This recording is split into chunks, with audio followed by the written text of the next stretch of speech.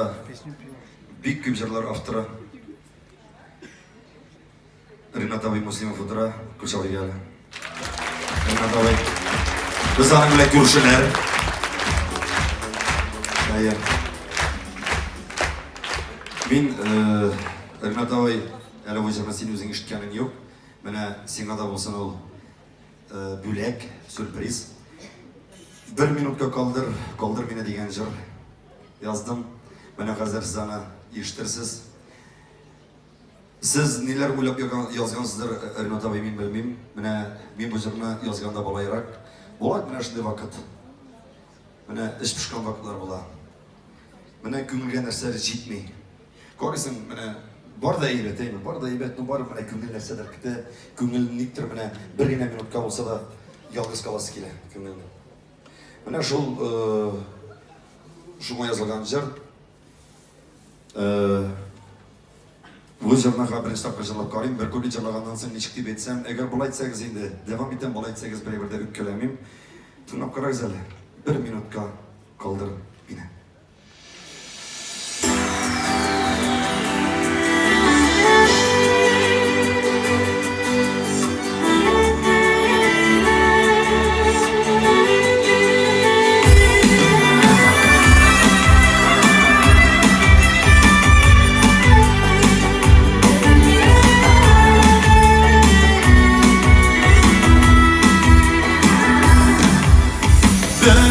Minutka kaldır mine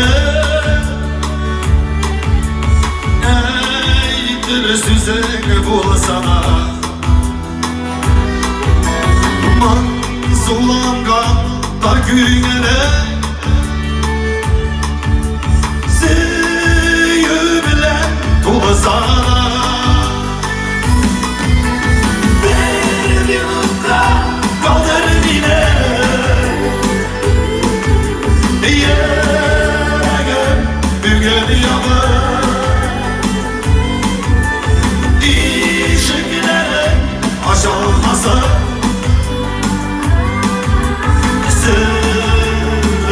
Kışlar damar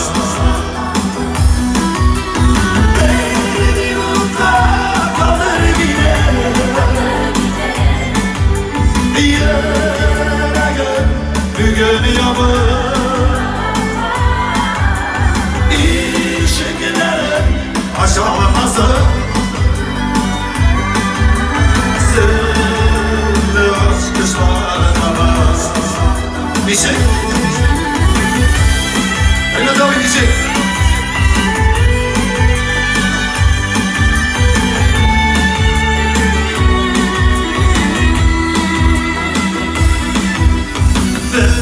Bir minutka kalır mine Erşim kuşkan şakalar Gültüp canım dil gelense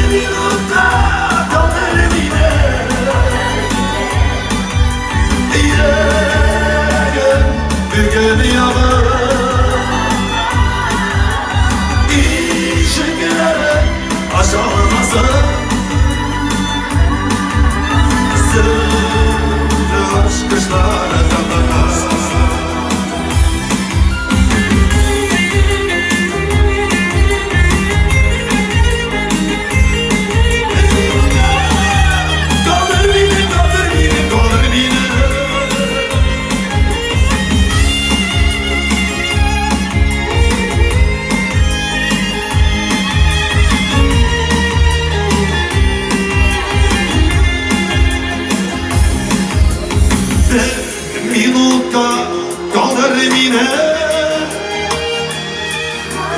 Bu sana eder süzerek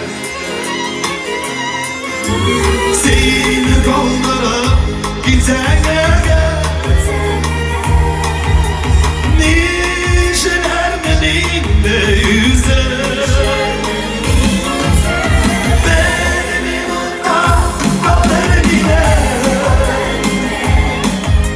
Yeah